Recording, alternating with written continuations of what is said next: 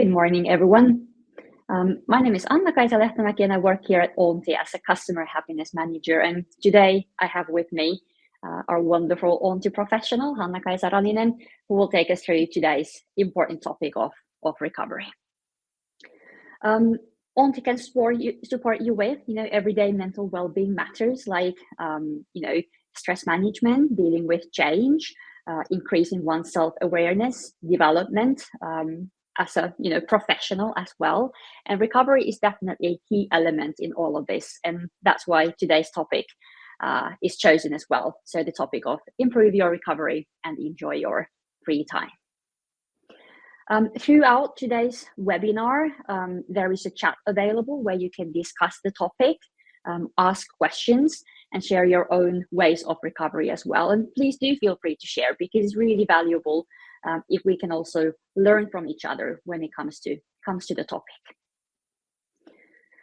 Before we get to the webinar, Hanna-Kaisa has prepared some questions for us to ask you, so that we can maybe first learn of your preferences when it comes to recovery. And I'll post a poll question here, and you can have a moment to choose the option that suits you best.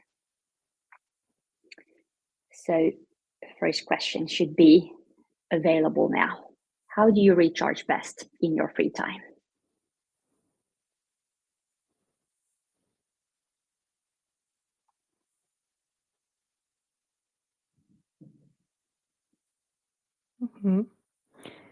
I wonder if it's working.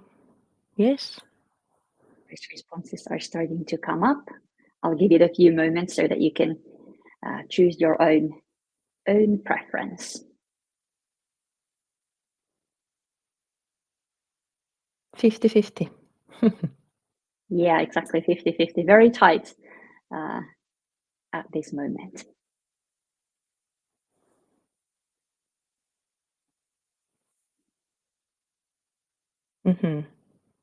Now the spontaneous people have taken over. It seems that way. If you still want to respond, this is your last moment, and now it's now the poll closes. Let's see the results. All right, Hanna-Kaisa, how does this look to you? The spontaneous people did indeed. Well, maybe it's that in first place. Autonomy that we need, because our timetables usually are very controlled by others at work. So, having that time to decide what you want to do, maybe that's the key, but we'll get into it later in the webinar today as well. Perfect. I have a couple of other questions as well. So let's start with the second one. Which of these helps you clear your thoughts better?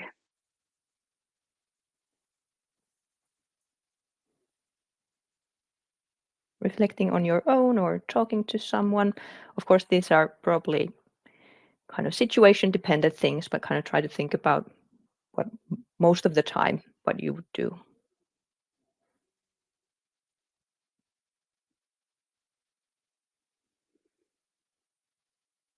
Currently talking to someone close is number one, but there do seem to be people preferring the reflection part as well. Last moments to leave your answer. All right, and let's see the responses there. Yeah. Talking to someone, very important to share, but of course, very situation dependent. Exactly. And the last one, starting now. So after a work day, what helps you disconnect from work?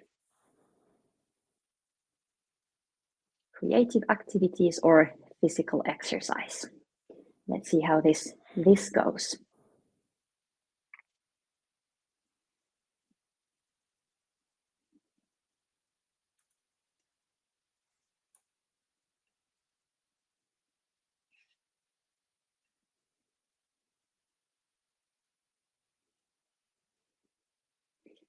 Physical exercise seems to be the leading one at this moment, but definitely creative activities are present as well. It's And very exciting to answer. Yeah, exactly.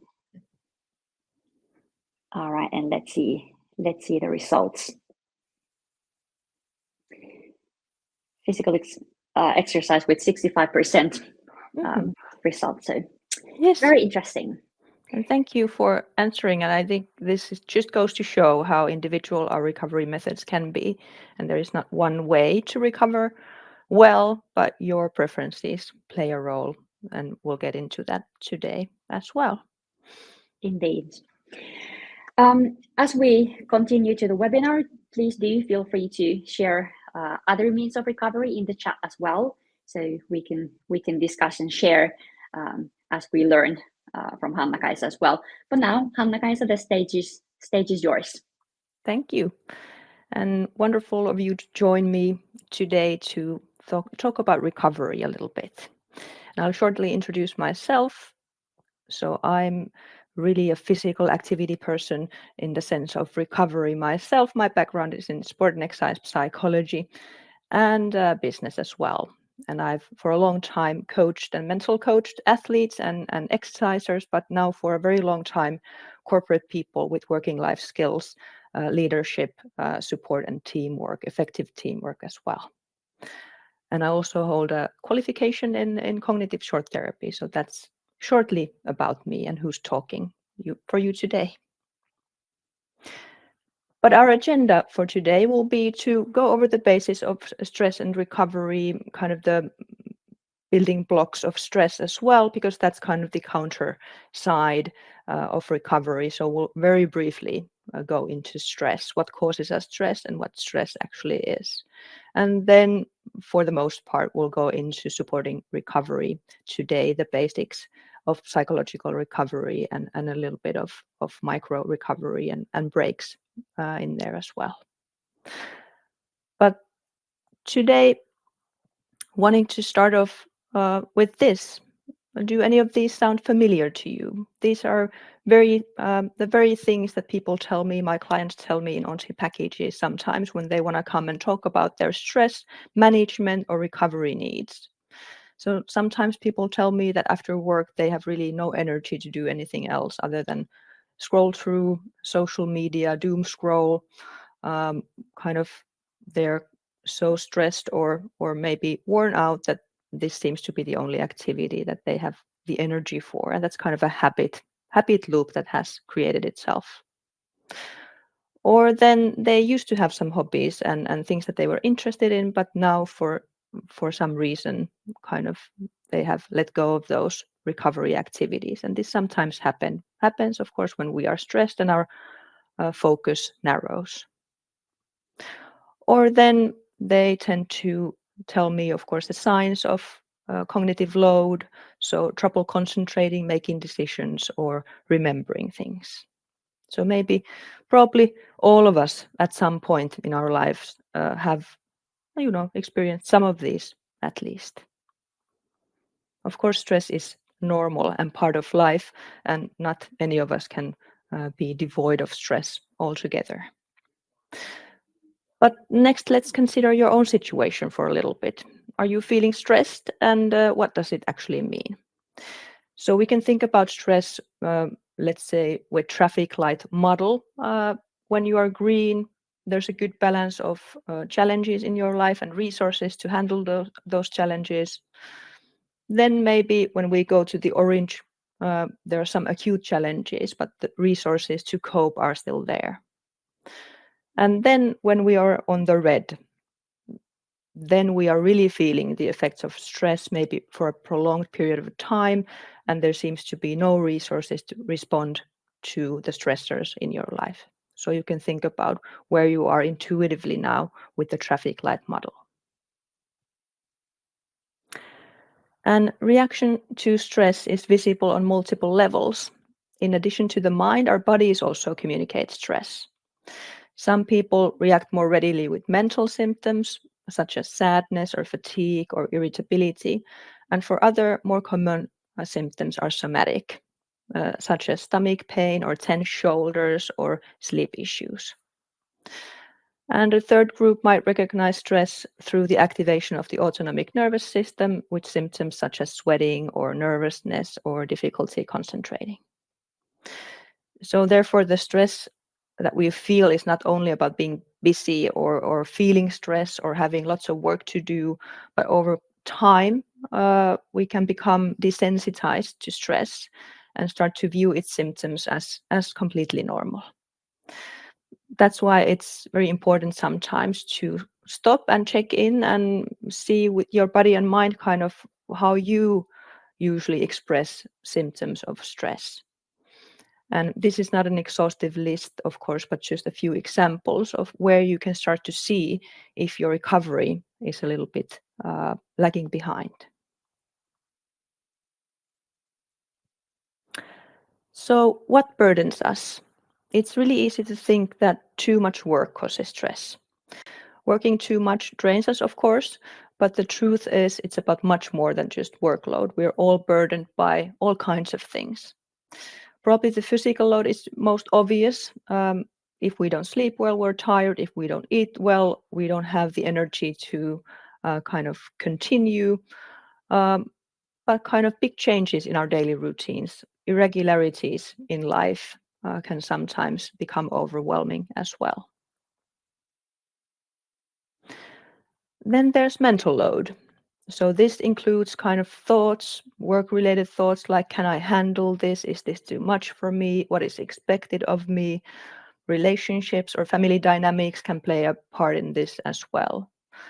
And life changes, and this includes positive changes as well, like falling in love or moving house or starting a new job. All of the things that probably in the long term can be very positive choices in our lives, but then can be taxing acutely for some time. Then emotional load. Dealing with bitterness or rejection or resentment also takes up part of our energy. When we consider all of these, it's more than understandable that our lives are full of things that can burden us and stress us and trigger stress reactions that need recovery then in return.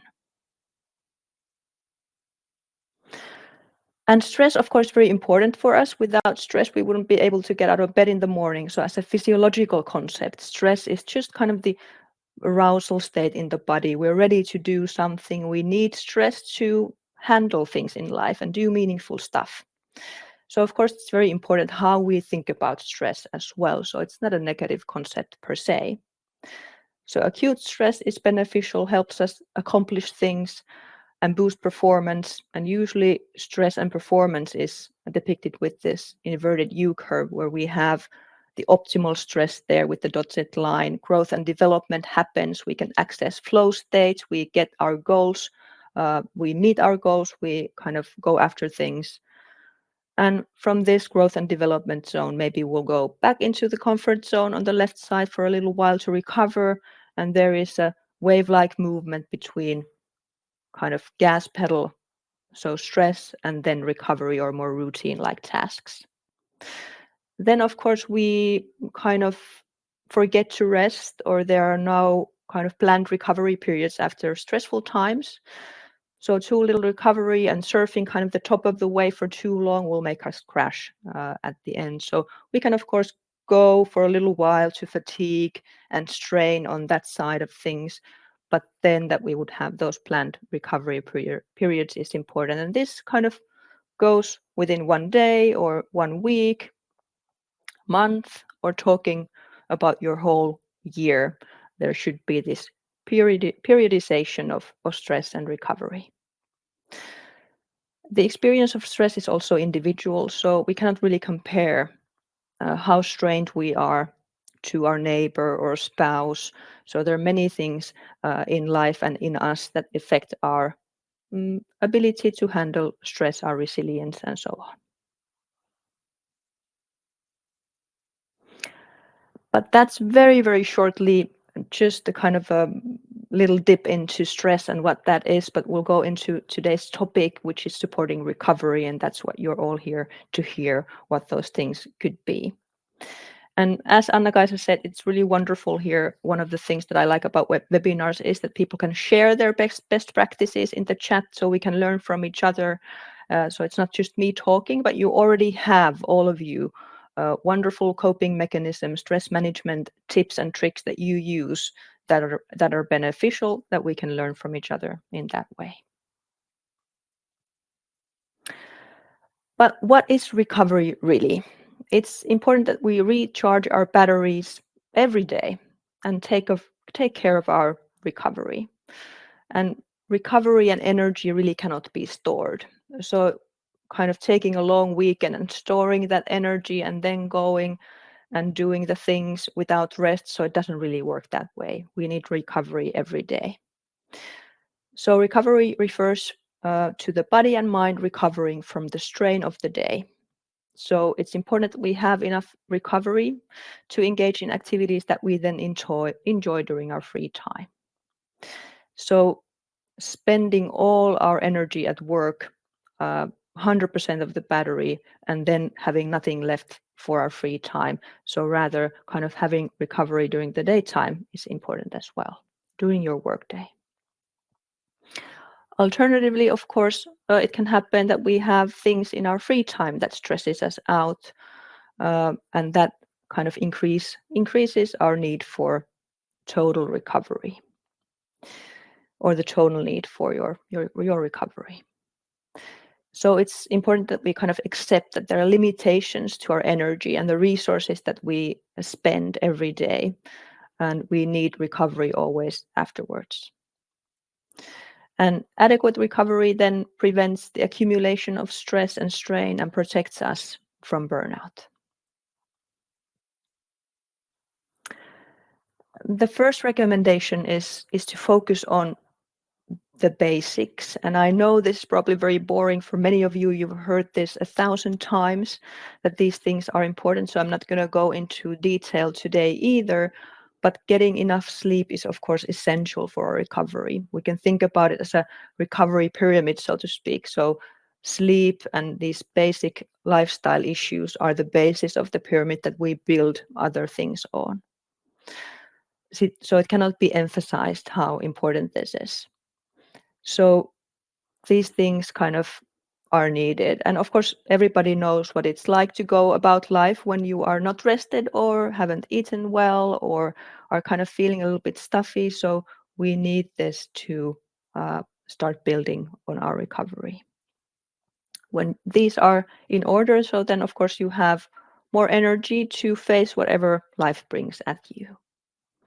And these are kind of the basis of our psychological resilience as well, the ability to withstand difficulties and changes in life.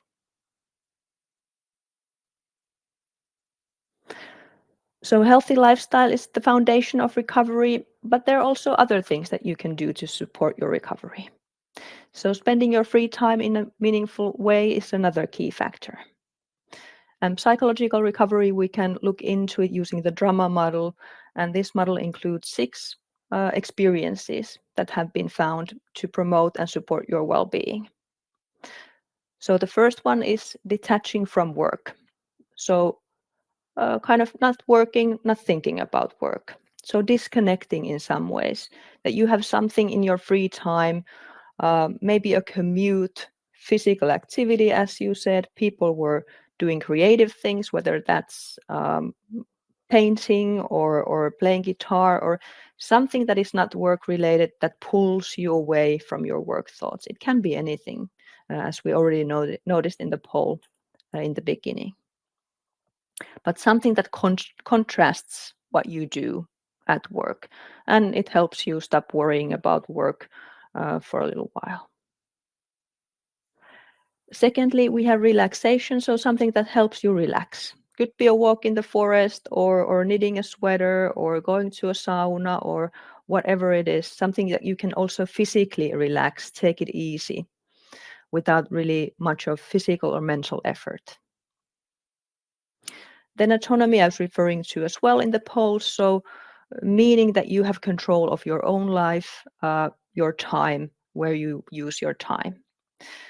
You have opportunities to use your time in the way you want to, because there, of course, are demands in our lives from people, work, everywhere. So kind of being without those external demands is important. Then mastery. So psychological recovery is not just about passive relaxation or lounging on the couch, but rather having the skill set, honing your skill set on something else that is not work related per se. So it can be challenging yourself in the gym with weights or physical activity or knitting or learning a language, whatever it is, trying new recipes in the kitchen, whatever kind of floats your boat. Then meaningfulness. So in the midst of challenges, it's important to remember what matters the most to you. So doing things that are satisfactory for you. So a sense of meaningfulness is linked to life satisfaction and recovery. So spending your free time doing things that are valuable to you. And last but definitely not least, affiliation with other people. So the sense of belonging. So here, quality over quantity. So spending time with loved ones, people you want to spend time with, and they can also help you in kind of offering new perspectives or just having fun, humor, all of those things that people bring to your life that also draw you away from kind of stress and work thoughts. So maybe you've already gone down the list of which of these things in your life and how are they realized. And then boundaries, of course, are important. Everybody needs boundaries and leisure time. And the purpose of boundaries is to help us perform the tasks and goals assigned to us and prevent work-related matters interfering with our free time, or vice versa. A physical boundary can be something like an office at work, a factory, or another space where work is performed. Then we have time boundaries. So of course, defining when we work and when work stops, when our free time begins. And psychological boundaries are then kind of self-defined. They're rules about what we accept and what is right and what is wrong.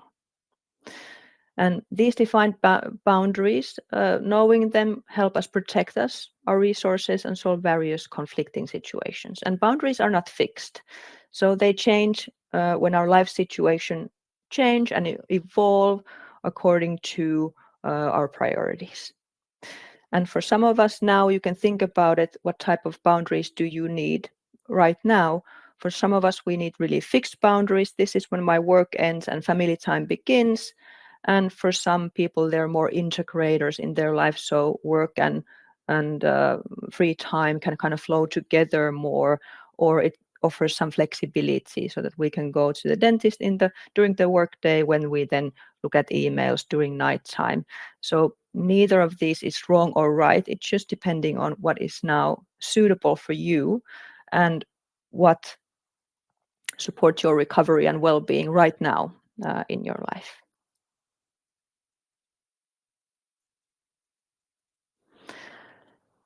Oftentimes, of course, they know being kind of able to negotiate all of these things, very important work-life skills as well. But this very many times is hard and difficult.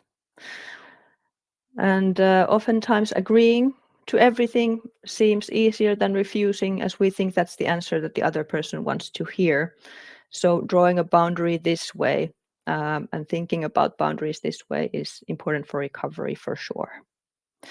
Committing to help and avoiding being difficult with people gives us a momentary release and sense of well-being, that I kind of avoided those difficult feelings that come with saying no. And unfortunately, of course, the truth is that if we all the time say yes to everything, our resources and our time just don't match. So we don't have time for everything and our burden only grows. And refusing can trigger many emotions, as my clients many times tell me. So guilt, we feel that we're disappointing people. Maybe I'm not asked again if I now refuse to do this. It can come up as resentment, always I'm doing something and what are the other people? Why do I always have to say yes? So kind of this passive aggressiveness can come with it as well. And just the idea here is to use the timeout method, so to speak, sometimes. So rather than saying yes immediately, we can take a time out and ask for some time for consideration. So rather than saying yes right away, we can kind of have some time to look at our resources, think about, reflect how we really feel about this request rather than committing immediately. So having a pause can help to kind of look at our boundaries, if this is okay or not, or then negotiating. I'll take this task, but rather than doing it by the end of the day, I can do it by the end of the week, if that's okay. Or if this is a personal boundary outside of work, well, I cannot commit to a lunch date today, but how about next week at this time? So it doesn't always have to be completely no. It can be kind of yes, but, or yes, and. So negotiating as well in that way.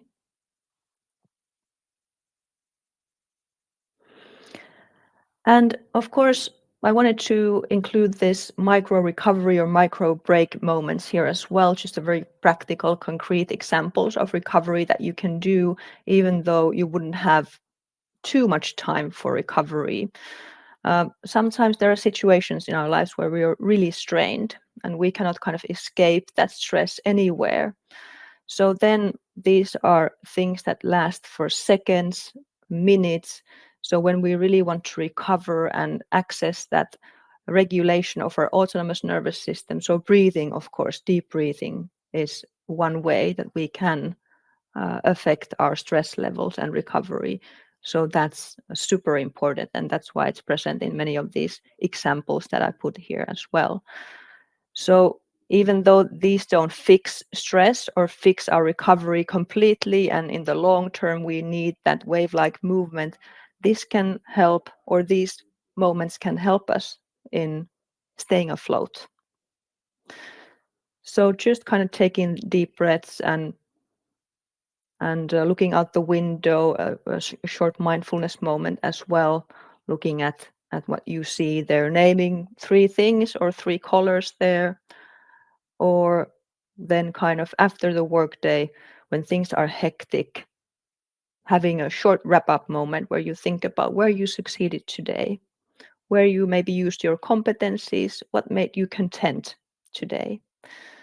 And this is an exercise because stress usually makes us narrow our focus, and we are really evolutionarily designed to notice threats and negative things. So we really need to take an active step to notice the good in our life. So the last one is particularly for that. And maybe you have some other things that you already use or have come up with as a professional. Good. Before we end the webinar today and I give the floor to Hanna-Kaisa again, I want you to take a moment of reflection. If anything today really was important to you in the webinar, what are you going to take with you from this? What really resonated with you today? And would that be something that you would be able to realize already today or this week? Something small, very small, that you take with you today. But thank you. I want to give the floor to Hanna-Kaisa to talk about our Auntie packages a little bit. Thank you, Hanna-Kaisa. Thank you for this very insightful presentation as well. And I think you really gave us a lot to think about. But yeah, I do want to mention also that, if your employer offers the Auntie service, you are also welcome to use our Auntie professionals one-to-one discussion support. So if you notice, for instance, that, recovery is something that you need to or want to work on more, that is something that is available for you. I took a couple of relevant packages here as an example. So the stress out package is about dealing with ongoing stress, how to manage the unnecessary stress and improve recovery in ways that suit you best. Whereas leading me is more about learning better self-leadership skills, how to lead yourself, your time, your priorities in a way that suits you best, and also allows, for that good balance with stress and recovery. So if your employer offers the Auntie service, you can, simply go to the Auntie website, or scan this QR code here and see the full extent of our packages and sign up to your own one. And of course, alternatively, you can also check your internal instructions on how to sign up for a package. There was a question in the chat for you, Hanna-Kaisa. I'll read this to you. So, I work from home with flexible hours and have a 1-year-old plus a toddler. So my typical workday is filled with work and childcare from morning to night.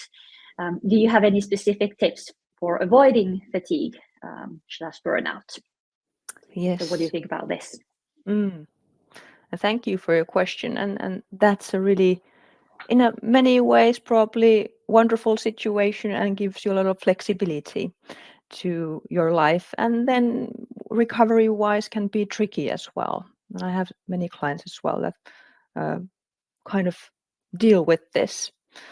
And of course, now not knowing all the particulars of your situation or what you've already tried, usually, of course, I would ask you a lot of more questions of what's really bothering you here, or what is really working, so that we're not fixing something that you feel that is great. So kind of, I'm afraid here maybe I cannot give you a satisfactory answer in that sense. I'm wondering kind of how the toddler and working goes together, and what type of recovery practices you have already tried there.